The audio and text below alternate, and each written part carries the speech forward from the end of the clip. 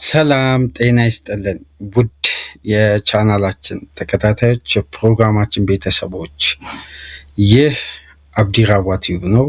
ፕሮግራማችንን ላይክ በማድረግ እንዲጀምሩ፣ ላይክ ስታደርጉ የዚህም ፕሮግራም ተደራሽነት ተደማጭነት ከፍ ስለሚያደርግ ላይካችሁ ይጠቅመናል። ላይክ እያደረጋችሁ እንድታደምጡን፣ አዲስ ከሆናችሁ ቻናላችንን ሰብስክራይብ በማድረግ የደወል ምልክቷን ተጭናችሁ ለቻናላችን ቤተሰብ እንድትሆኑ በአክብሮት እየጋበዝን ይህንን ፕሮግራም ከሀገር ውጭ የምታደምጡ በባህር ማዶ የምታደምጡ የቻናላችን ተከታታዮች በሱፐር ስቲከር፣ ሱፐር ቻት፣ ሱፐር ታንክስ ድጋፍ እንድታደርጉ የአክብሮት ግብዣችን እያቀረብን ትናንትና በነበረን ፕሮግራም ጥሪያችንን አክብሮ የቻናላችን አድማጭ ጥቁር ሰው በሚል አካውንት እንግዲህ ላደረክልን ከፍተኛ የሱፐር ታንክስ ድጋፍ ከልብ ልባዊ ምስጋናችን እያቀረብን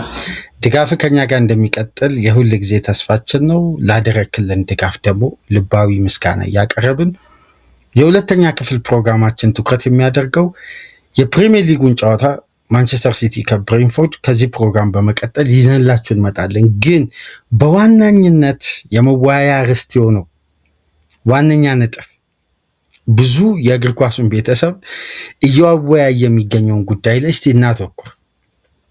የማንቸስተር ዩናይትዱ ክሬቲቭ አማካይ በአጭር ዓመት ውስጥ አስደናቂ ብቃቱን በዩናይትድ ቤት ስለ ኮንሲስታንሲ ማሳያ ሆኖ በግሩም ብቃትና አስተዋጽኦ በከፍታ በአስደናቂ የጨዋታ ብቃትና ፕላን ቡድኑን ከገባበት የውጤት ቀውስ የአሰልጣኝ ለውጥ ሲደረግ የአሰልጣኝ እርምት ሲደረግ አብሮ አንሰራርቶ ቡድኑን ለከፍታ ለትልቅ የሲዝኑ ማሳመሪያ ውጤት ማሳኪያ ትልቅ ውጤታማነት ያስመዘገበው ብሩኖ ፈርናንዴስ የእግር ኳስ ጸሐፊዎች ማህበር የፕሪሚየር ሊግ የዓመቱ ኮከብ ተጫዋች ተባለ።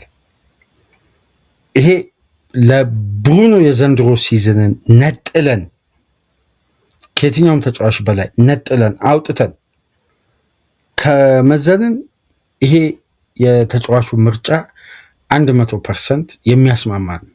የብሩኖን ብቃት ብቻ ለይተን ከተመለከትን ጉዳዩ አሁን እየሰፋ መጥቶ የመወያያ ርዕሶች ከፍ እያሉ መጥተው የሚነሱ ጥያቄዎች አሉ።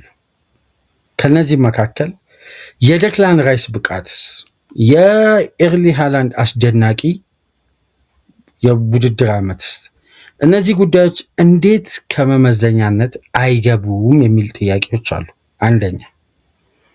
ሁለተኛ፣ በባህሪው የዚህ ውድድር አሸናፊ የሚሆኑ ተጫዋቾች ሁሌም በደንብ እስቲ ልብ ብላችሁ ከተመለከታችሁ ትኩረታቸው በአብዛኛው ባለፉት 10 ዓመት ውስጥ የተሸለሙትን ተጫዋቾች ብትመለከቱ አብዛኛው አሸናፊ የሆነው ተጫዋች የፋይናል ሰርድ ተጫዋች ወይም የሶስተኛ ሜዳ ክፍል አታኪንግ ማይንድ ያላቸው ተጫዋቾች ናቸው።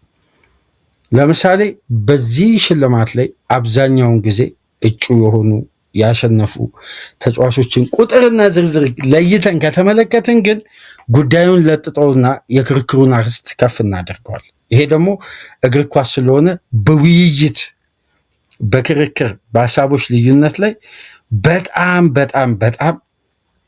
ከፍተኛ የሆነ ልዩነት ስለሚያመጣና ጥሩ የሆነ እግር ኳሳዊ ግንዛቤ ስለሚያስጨብጥ እስቲ ጉዳዮችን ከፋፍለን ለመመልከት እንሞክር።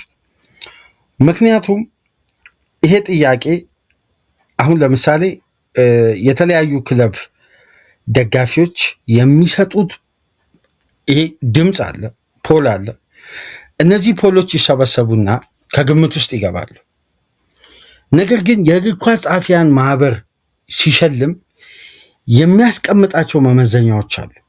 አሁን ለምሳሌ ውሃ የሚያነሳ የእግር ኳስ ጸሐፊያን ማህበር ውስጥ አንድ ውሃ የሚያነሳ ትልቁ ኢምፓክት የሚፈጥር ብለው ከሚያነሷቸው ጉዳዮች መካከል የቡድኑን የዘንድሮ ሲዝን ውጤት ላይ ቀጥተኛ ዴፊኒትሊ ተጽዕኖ የፈጠረው ተጫዋች የሚለው ጉዳይ ይጠናል። በነገራችን አሁን ለምሳሌ ማንቸስተር ዩናይትድ አንድን ጨዋታ በከፍተኛ ድል ሲያሸንፍ ብሩኖ ፈርናንዴዝ የኢምፓክቱ መጠን አሁን የዛ ጨዋታ ተጽዕኖ የብሩኖ ፈርናንዴዝ ተጽዕኖ በምን ያክል ደረጃ ተቀምጧል የሚለው ጉዳይ ከግምት ውስጥ ይገባል። አንደኛ ይሄን በነገራችን ላይ በነፃ ሀሳብ አሁን ይሄን መረጃንና ነፃ ሀሳብን አያይዤ ነው ለእናንተ ማቀርበው። ይሄ መረጃ ነው። የእግር ኳስ ጸሐፊያን ማህበር ከሚመለከቷቸው መመዘኛዎች መካከል ጌም ኢምፓክት ትልቁን ተጽዕኖ ይወስዳል።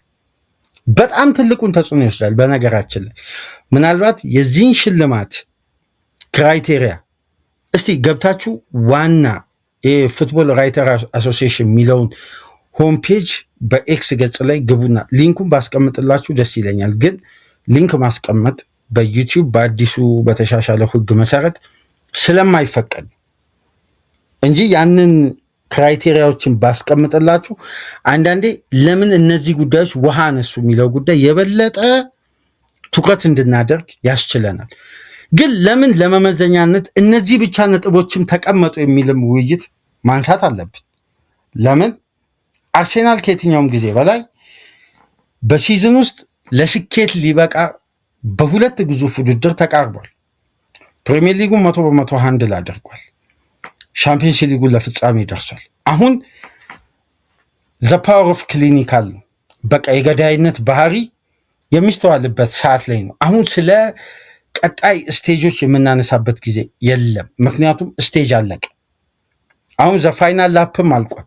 200 ሜትር ወይም እንደ ዩዜን ቦልት 200 ሜትር እና 100 ሜትርን እንዴት በፍጥነት ያቺን ሪባን መበጠስ ይቻላል የሚለው ጉዳይ ላይ ደርሷል። ተርኒንግ ፖይንት ላይ እዚህ ስቴጅ ላይ ሲደርስ ግን የተጫዋቾች የግል ጥረትና ተጽዕኖ የሚለውን መመዘኛ ካስገባን ደክላን ራይስ ለአርሴናል ፍጹም አስደናቂ ነበር። 4153 ደቂቃ በአንድ የውድድር ዓመት ማድረግ ለዛውም ከየትኛውም የውድድር ዓመት በበለጠ አድካሚ፣ አሰልቺ፣ በጣም አካል ብቃት በበዛበት ሲዝን ውስጥ ራይስ እንዲህ አይነት ኮንሲስታንሲ ማሳየቱ የሚያስደንቅ ነው። ሊያሸልሙ ይገባል። አሁን እኔ በግሌ የማነሳቸው የራሴውን ጥያቄዎች አሉ። ፉትቦል ራይተርስ አሶሲዬሽን የመረጣቸው ተጫዋቾች ምርጫ አይነትና ዘንድሮ ለብሩኖ ፈርናንዴስ የተሰጠበት መመዘኛ 100% ውሃም ያነሳል። ምርጥ ነው። ምክንያቱም አሁን በእግር ኳስ አንዳንዴ የተለያዩ ትላልቅ የእግር ኳስ ቻናሎች የምትከታተሉ አዘውትራችሁ የምትከታተሉ የእግር ኳስ ቤተሰቦች አንድ ጉዳይ ልታደምጡ ትችላላችሁ ብዬ አስባለሁ። ምን የሚል ጉዳይ ያነሳሉ መሰላችሁ? በደንብ ላስታውሳችሁ፣ ወደኋላ መልሻችሁ። ጌም አዌርነስ ብለው ጥያቄ ሲያቀርቡ በጣም የጌም አዌርነሳቸው ወጣ ያሉ ተጫዋቾችን ለይተው የሚያወጡ አንዳንድ ትላልቅ ጸሐፊዎች አሉ። ጌም አዌርነስን ደግሞ ተንትነው ተመልክተው በራሳቸው የክለብ እይታ ውስጥ የሚፈልጓቸው አይነት ተጫዋቾችን ደግሞ አሰልጣኞች የሚሰጡት ግምት አለ። ፔፕ ጋርዲዮላ እና የርገን ክሎፕ በአንድ ወቅት ቶኒ ክሩስንና ዳቪ ሲልቫን ከፍለን ገብተን ነው የምናየው ከምናሰለጥናቸው ይልቅ። ለምን? እግር ኳስን ያዝናኑናል። ምክንያቱም ጌም አዌርነሳቸው በጣም የተለዩ ተጫዋቾች ናቸው ይላሉ። ሁለቱን ተጫዋቾች ለምን ዲብሮይንን አልመረጡ? ለምን ሳላን አልመረጡ? የአሰልጣኞች መመዘኛ የራሳቸው እይታ ስለሆነ አሁን በዚህ አጭር ዓመት ውስጥ እስቲ በደንብ ተመልከቱ። አሁን ስለ ፉትቦል አዌርነስ ሚዲያ ላይ የሚነሳውን ጥያቄ ተውቱና ጎግል ላይ ገብታችሁ ፉትቦል አዌርነስ ክራይቴሪያን እስቲ ሰርች አርጉ፣ ወይም በኤአይ ሰርች አርጉ። መመዘኛዎችን ብዙ ስትመለከቱ የተጫዋቾች ንቃት በጌም ውስጥ እንደ ብሩኖ ፈርናንዴዝ ዴፊኔትሊ የተሟላ ተጫዋች ያለ አይመስለኝም በፕሪሚየር ሊጉ በዚህን ሰዓት። ለምን መሰላችሁ? ከምንም ላይ አንድን ነገር የመፍጠር አቅም የጨዋታ ንቃትን ይፈልጋል። አሁን የብሩኖ ፈርናንዴዝ ሻርፕ መሆን በማንቸስተር ዩናይትድ ውጤት ላይ ቀጥተኛ ተጽዕኖ ሲፈጥር የብሩኖን አቅም ነው የሚያሳየው። እዚህ ላይ ደግሞ የቡድኑ ውጤት መሻሻሉ የበለጠ ተጽዕኖውን ከፍ አደረገ። እዚህ ጋር ልብ በሉ። ራይስ ጌም ኢምፓክቱን ካያችሁ ጌም ኢምፓክቱ አነስተኛ ነው። አያቸውም። ትልቁ ልዩነት ይሄ ነው። ጌም ኢምፓክት ደግሞ ፉትቦል ራይተርስ ላይ በጣም በጣም በጣም ትልቁን ክራይቴሪያ የሚይዘው ጌም ኢምፓክት ነው።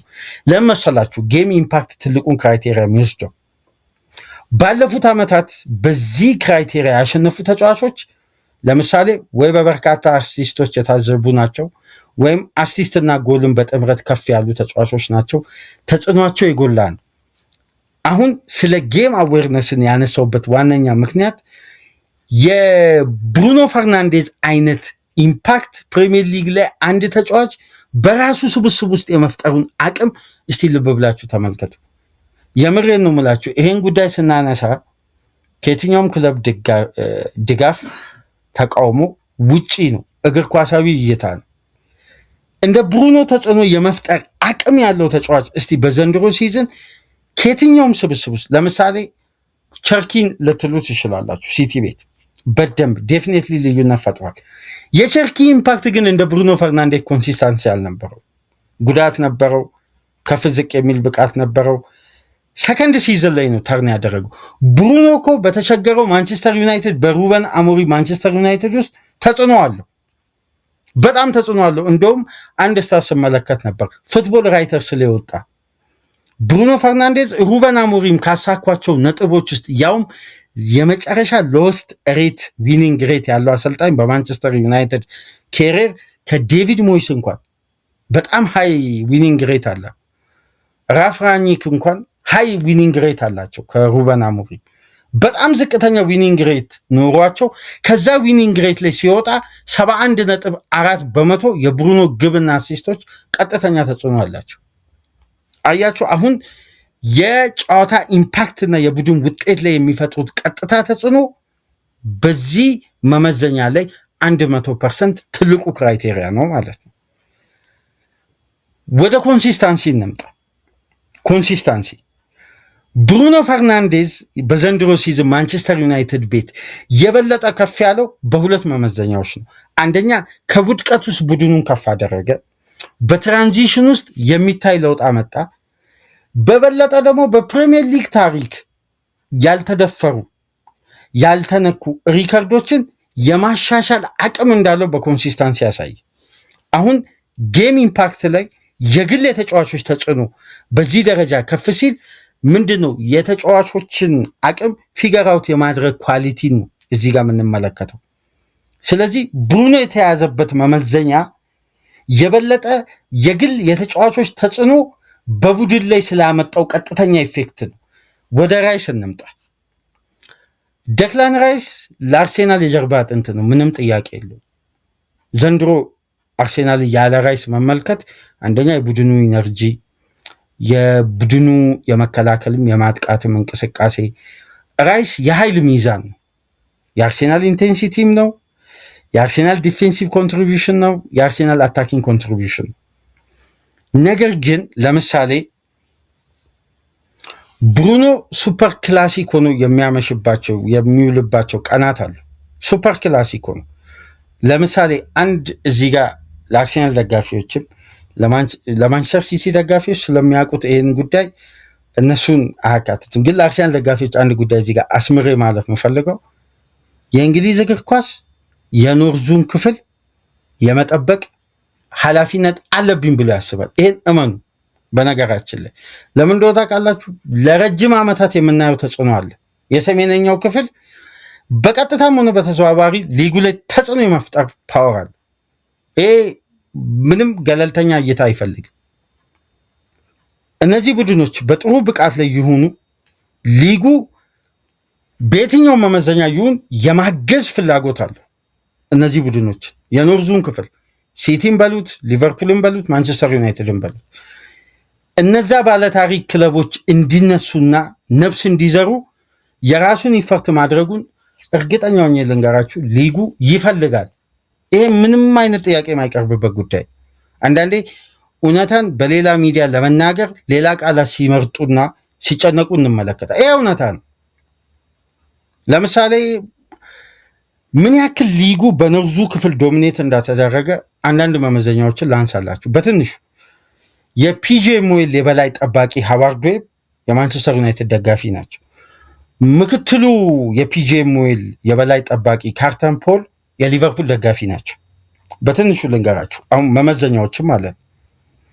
የኤፍኤው የበላይ አስተዳዳሪ በቅርቡ በፒኤስአር ህግ ምክንያት አንዳንድ ጉዳዮችን ጠበቅ ያለ ህጎችን ለማስደቅ ከኤፍኤው እና ከክለብ ተወካዮች ጋር ቀጥታ ስብሰባ ሲደረግ እንደ ማስጠንቀቂያ አዘል ትዕዛዝ ተናግረዋል በሚል ቅሬታ የተነሳባቸው ፒተር ሆል ነው ማን የሚባሉት የፒኤስአር የክለቦች የፋይናንስ ደንብ ስርዓት ጠባቂ የሆኑት የበላይ አስተዳዳሪ ማለት እያንዳንዱን የክለብ ገቢ ወጪ ጉዳዮችን የበላይ ጠባቂ ናቸው። እኚህ ግለሰብ ከኖርዙ ክፍል በቀጥታ የወጡ ናቸው። የእንግሊዝ እግር ኳስ ስትራክቸራል አስተዳዳሪዎችን ተመልከቱ። ከኖርዙ ክፍል የለም ቢባል 75% ዶሚኔት ያደረገ ነው። ሚዲያው ላይ ነው። ሚዲያው ያለምንም ጥርጥር ልንገራችሁ አብዛኛው ሚዲያ ላይ የሚሰሩት ባለሙያዎች የቀድሞ ተጫዋቾች የኖርዙ ክፍል ናቸው። ስለዚህ ኢምፓክት አለ። ይሄ የለም ማለት አይቻልም። ግን አሳማኝ ብቃቶች ደግሞ የነ ብሩኖ አይነት ሲመጣ ሁኔታዎችን የምንመለከትበት እይታ ከድጋፍ የጸዳ መሆን አለበት። የብሩኖ ያክል አስተዋጽኦ ራይስ ከብሩኖም የበለጠ እኮ በአርሴናል ቡድን ውስጥ ሚናው ሰፊ ነው። የጨዋታ ልዩነት የመፍጠር አቅምን ነው ፉትቦል ራይተርስ የሚመለከተው። በእነዚህ መመዘኛዎች ካየን ደግሞ የብሩኖ መመረጥ ጥያቄ ሊነሳ አይገባም። ለምን? የጨዋታ ተጽዕኖ ላይ ራይስ የቡድኑ ኪፒንግ ሞመንተም የጀርባ አጥንት ይሆናል። ቡድኑ መከላከል ሲፈልግ የራይስን ብሬቭ መሆን ይፈልጋል።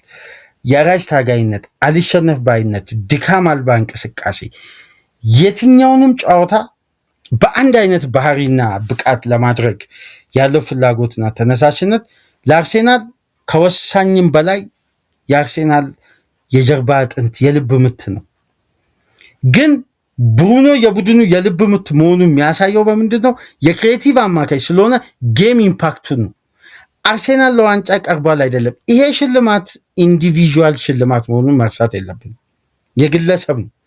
በቡድን ውስጥ ባለ ሰርኩሌሽን በሚያሳዩት ብቃት ከሆነ እኮ ማንኛውም ኦዲየንስ ከራይስ ውጭ አይመርጥ። ለምን? የአርሴናል የቡድን ተጽዕኖ ፈጣሪ የዘንድሮ የውድድር ዓመት በጨዋታ ተጽዕኖ ፈጣሪ ቢባል ከራይስ ውጭ ማን ይመረጣል? ጋብርኤልም ራያም የራይስ ያክል ተጽዕኖ አይፈጥሩም። ምክንያቱም 3ኛ ደቂቃ ላይ ያለው ራይስ 89ኛ ላይ ካለው ራይስ ጋር አንድ አይነት ነው። ይሄ ወጥነት ነው። ይሄ የራይስ መመዘኛ ነው። ምናልባት ሌሎች ክለቦች ውስጥ የጎደሉ ጉዳዮች አርሴናል በነፃነት ያገኘው ነገር ቢኖር ራይስ እንዲኖረው ሊቨርፑል ይፈልጋል፣ ማንቸስተር ዩናይትድ ይፈልጋል፣ የአሁኑ ሲቲ ይፈልጋል፣ ቼልሲ ይፈልጋል፣ ቶትናም፣ አስቶን እያንዳንዱ የእንግሊዝ ክለብ ይፈልገዋል የራይስ አይነት ካራክተር። ምክንያቱም ሊጉ ስለሚፈልገው። የብሩኖ አይነት ተጫዋች ግን ስለተፈለገ ብቻ የሚገኝ ተጫዋች አይደለም። ምክንያቱም እግር ኳሳዊ ቴክኒካል አፕሮቹን በክሬቲቪቲ ደረጃ አሳማኝ የሆነ ብቃት በወጥነት አሳይቶ ቡድኑን ከወደቀበት ማንሳት ነው አሁን የብሩኖ ሚሽን። ስለዚህ ኢምፓክታቸው በጨዋታ ተጽዕኖ ላይ ስናይ የብሩኖ ሚዛን የሚደፋው ራይስ እንደ ቡድን ካለ እንቅስቃሴ ውስጥ ነው የነጠረው። ብሩኖ ብቻውን ቡድኑን ተሸክሞ ስንት 3 ነጥቦችን ማንቸስተር ዩናይትድ አሳክቷል። ከምንም ላይ በብሩኖ ግቦች ቀጥተኛ ተሳትፎ ማንቸስተር ዩናይትድ በዘንድሮ የውድድር ዓመት 64.5% ጨዋታዎችን አሸንፏል ወይም ነጥብ አግኝቷል። በራይስ ግብ ግን የአርሴናልን ብትመለከቱ 14.6% ነው። ስለዚህ አርሴናልን የምንመዝነው በምንድን ነው? የቡድን ሞቢሊቲ ከፍ ያደረገው ቡድን ማለት ነው። በቃ ቡድን ነው አርሴናል። መገለጫው ምንድን ነው? የጋራ የሜዳ ውስጥ እንቅስቃሴና ውጤታማነት ነው። ተነጥሎ ኢምፓክት የሚፈጥር ተጫዋች የለም። ምክንያቱም ሳካ ጎደለ የአርሴናል ኮንሲስታንሲ አይናጋም። ዮኬሬስ ወረደ አይናጋም። ትሮሳርድ ተጎዳ አይናጋም። አንዳንድ ተጫዋቾች የወጥነት ችግር አጋጠማቸው፣ የአርሴናል ሞቢሊቲ አይናጋም። ይሄ ምንድን ነው?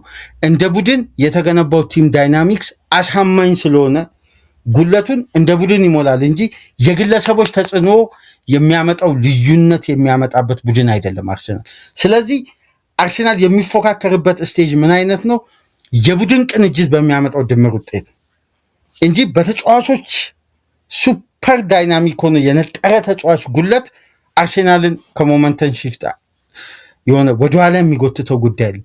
ማንቸስተር ዩናይትድ ቤት ግን ብትሄዱ ብሩኖ ቢጎል 10 ብሩኖ ሊፈልግ ይችላል ማንቸስተር ዩናይትድ። ለምን?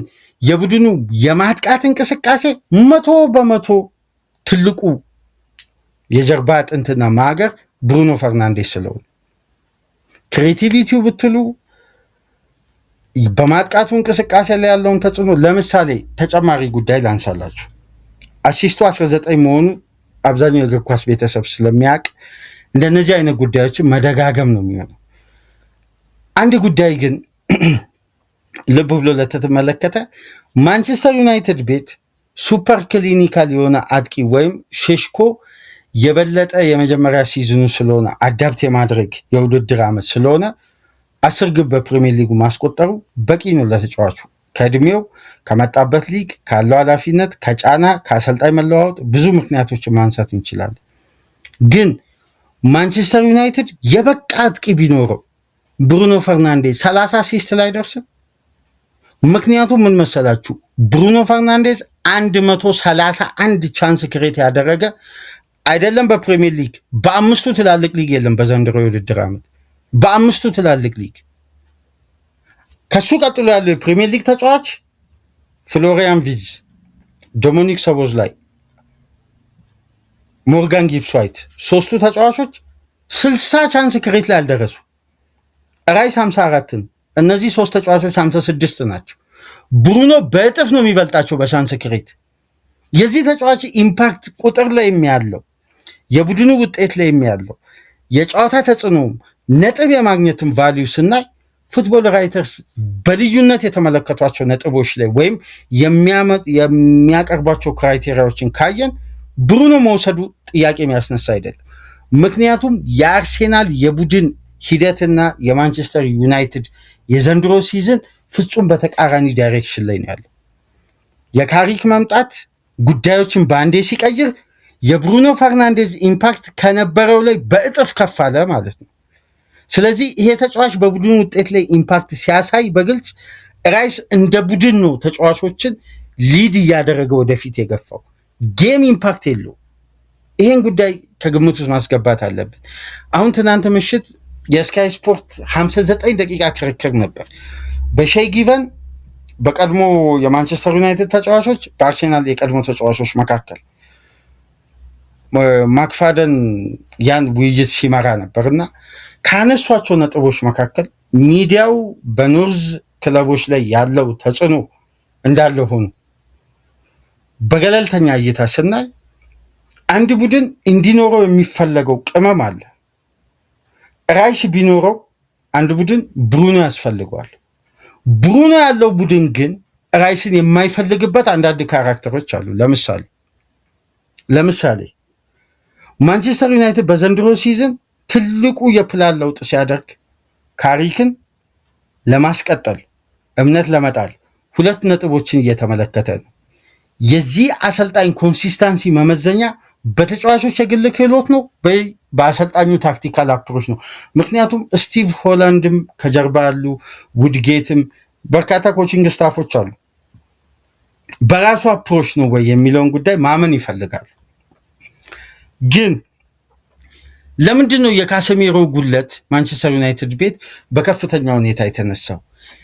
የካሰሜሮን ቦታ ለመተካት የብሩኖ አይነት ተጫዋች አይደለም የሚገዛው፣ የካሰሜሮ አይነት ተጫዋች ነው። ግን የካሰሜሮ አይነት ተጫዋች እንዲገዛ የሚፈለገው ለምንድን ነው? ብሩኖ በዚህ ኮንሲስታንሲው እንዲቀጥል። ገባችሁ? ለብሩኖ ፈርናንዴዝ አጋዥ አቅም ነው የሚገዛው። ይሄን ከቨሬጅ እንደ ካሰሜሮ መስጠት የሚችል። ስለዚህ የብሩኖ አይነት ተጫዋቾች በአንድ ክለብ ውስጥ የዛ ቡድን ይሄ የመጨረሻ የሚጠበቁ በልዩ እይታዎች ውስጥ የሚገኙ የክለቡ የረጅም ጊዜ ፕላን ናቸው። የረጅም ጊዜ በቀላሉ እንደማይተኩ ይታወቃል። ለምንድነው ሊቨርፑል መሐመድ ሳላህን በአንድ ተጫዋች አይተካ የሚባለው? ማንቸስተር ሲቲ ሮድሪን ከለቀቀ በአንድ ተጫዋች ለምንድነው አይተካ የሚባለው? በርናንዶ ሲልቫን ተውት፣ ሮድሪን እንደው በርናንዶ ሲልቫ ክለቡ የተገነባበት ስትራክቸር እና የነዚህ ተጫዋቾች ሚና አንዳንዴ ያላቸውን ኳሊቲ ሲጠቀሙ ክለቡ ከነሱ ከሚፈልገው በላይ ለክለቡ ይሰጣሉ። ስለዚህ ጉለታቸው ቀላል አይሆንም። የብሩኖ አይነት ተጫዋቾች ደግሞ ተጽዕኗቸው አንድ ወይ ሁለት አይደለም፣ ከ10 በላይ ነው ጨዋታ ላይ። ስለዚህ መመዘኛዎች በጣም ብዙ ናቸው። በርካታ አከራካሪ ጉዳዮች ይነሳሉ። ግን ወደ ኋላ መለስ ብለን ደግሞ አንዳንድ የሚያጨቃጭቁ ነጥቦችን ላንሳላችሁ። ለምሳሌ የእንግሊዝ እግር ኳስ ጸሐፊዎች ማህበር ምርጫ ሲያደርግ 2 ጉዳዮችን ያነሳል። ከነዚህም መካከል ጌም ኢምፓክት ግን ምን ያክል የቡድን ሀያል መሆንና አንዳንዴ ሊጉ ላይ የበለጠ ዶሚኔት የማድረግ አቅምን ምን ያክል ከፍተኛ እንደሆነ የምትመለከቱት ኦሊ ዋትኪንስ በአሲስት እና በግብ ድምሩ የመጨረሻ ፒኩ ላይ በደረሰበት ወቅት የሊጉ የዓመቱ ኮከብ ተጫዋች የተባለው ግን የጸሐፊያን ማህበር እንደ ጌም ኢምፓክት ካየን ሌላ ተጫዋች ነበር። ለምሳሌ አሁን አንዳንድ መመዘኛዎች ጌም ኢምፓክት ብቻ ሳይሆን ወርልድ ክላስ ተጫዋች መሆንም ሊያስፈልግ ነው ማለት ነው። ይሄን ጉዳይ ከግምት ውስጥ አስገቡ።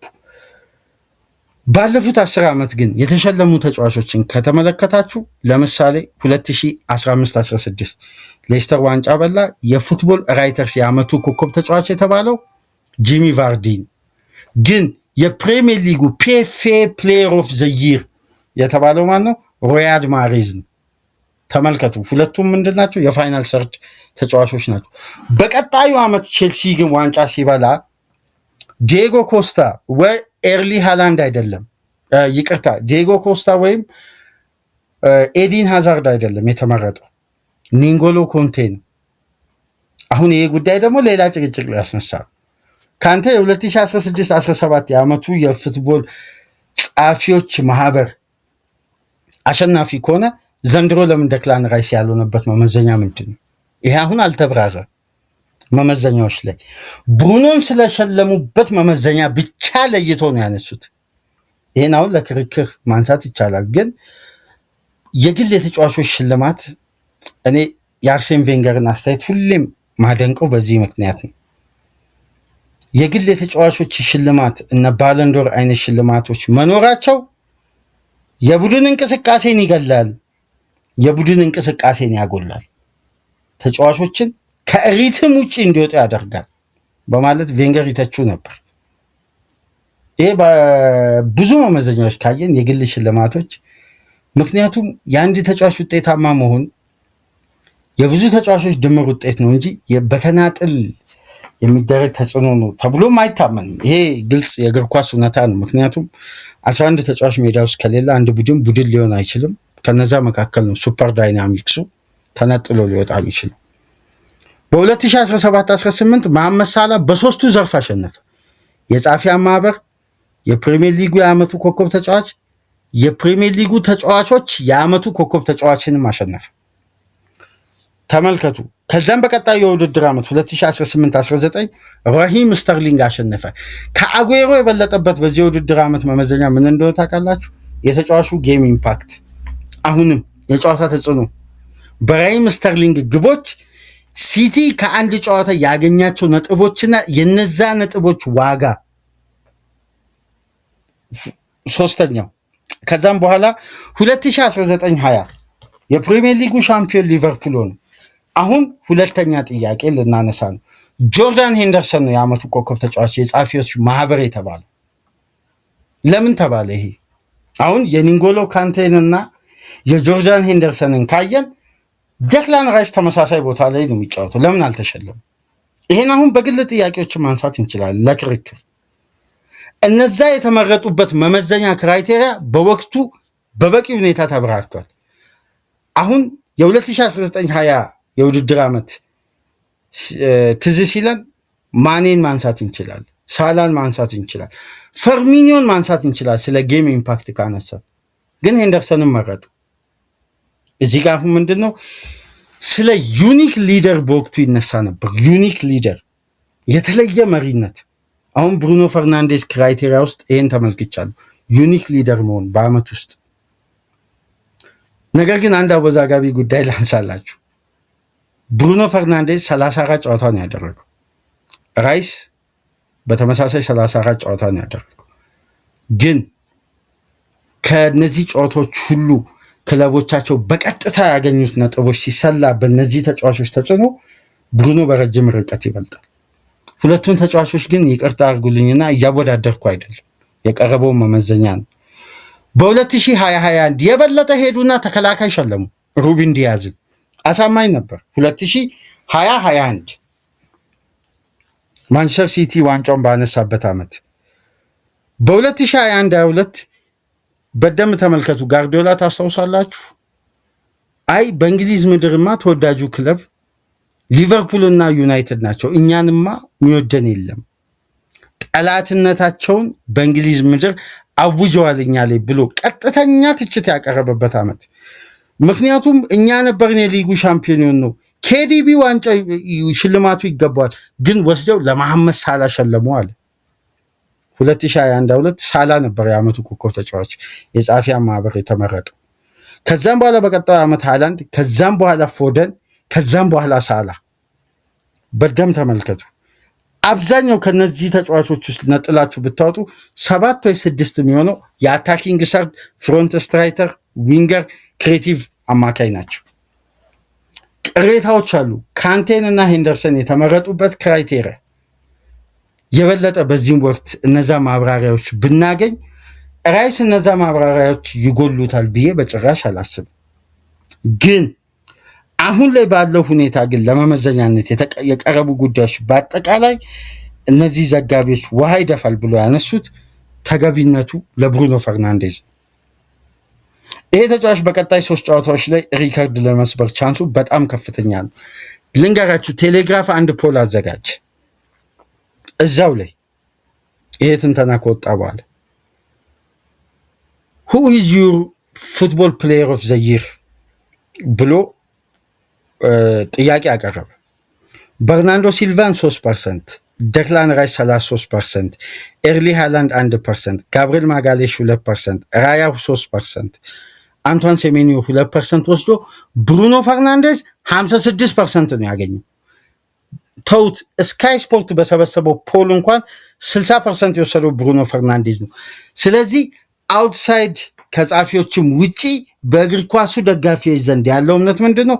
የብሩኖ ፈርናንዴዝ ብቃት የበለጠ ኢምፓክቱ ከፍ ያለ ነው የሚል አመኔታም አለ ማለት ነው እዚህ ጋር የምንመለከተው።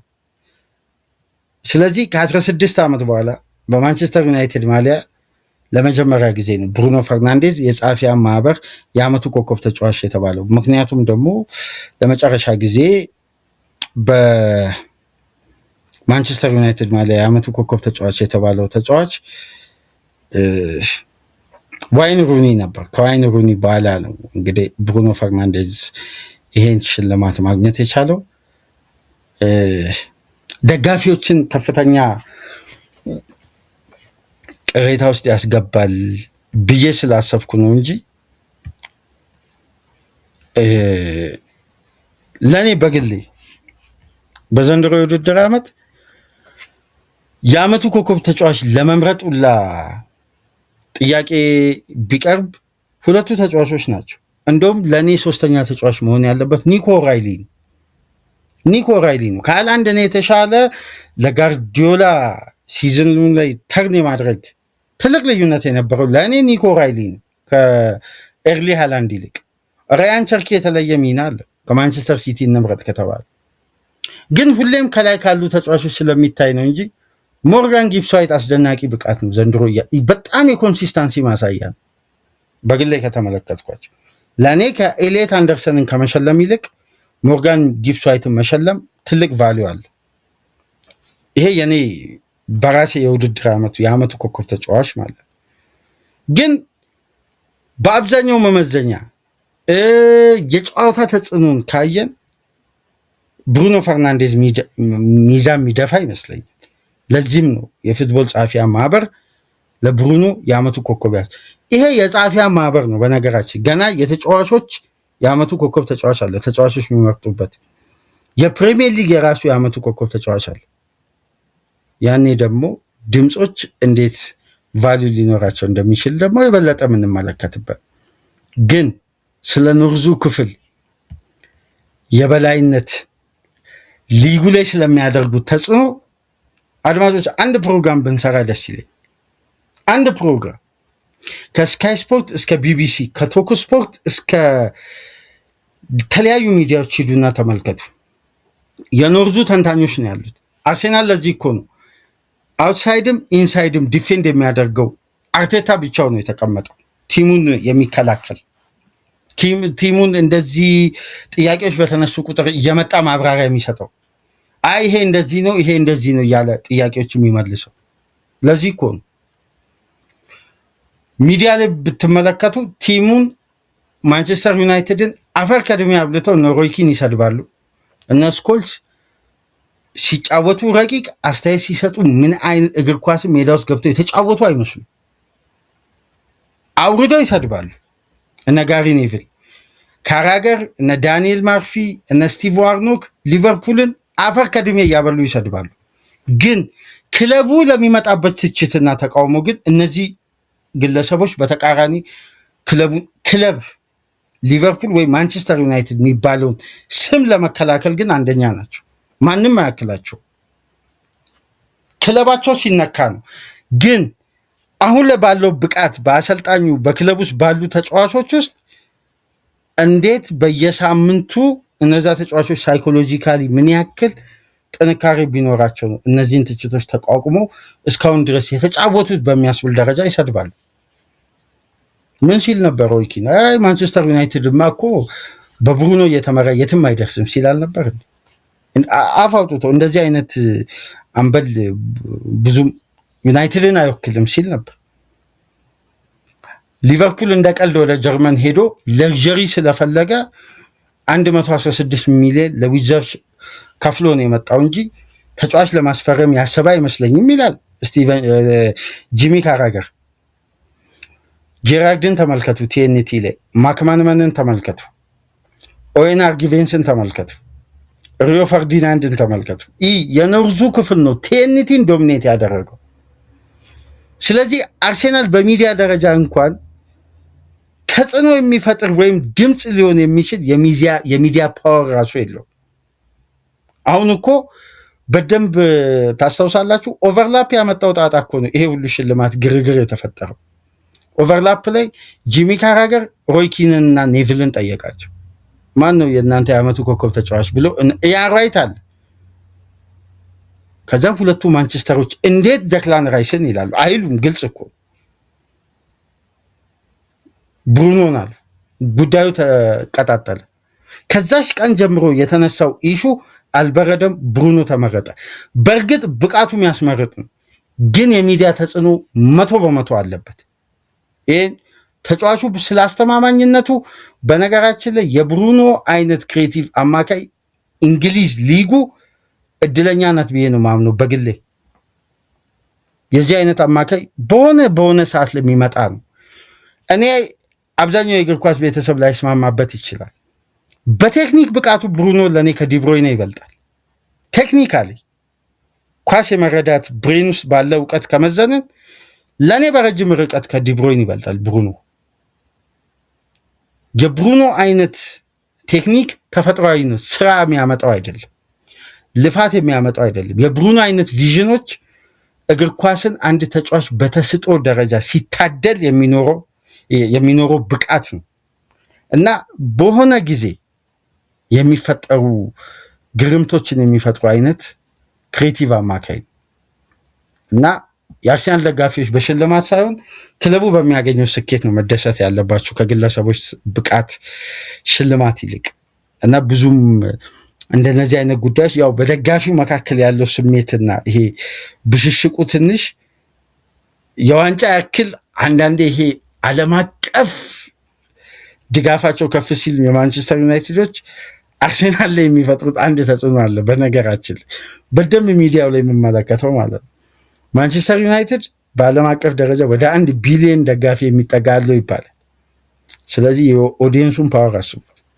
ሚዛን ይደፋል፣ በደንብ ይደፋል። እንዴ የ1 ቢሊዮን ድምፅና 500 ሚሊዮን 600 ሚሊዮን ያለው ድምፅ እኩል አይደለም ፓወሩ። ማንቸስተር ዩናይትድ ደግሞ ያለው ሌጋሲ አለ ፈርጌ የገነቡት። እንደነዚህ አይነት ጉዳዮችን ስናይ የሆነ ገደብ ያስቀምጣሉ።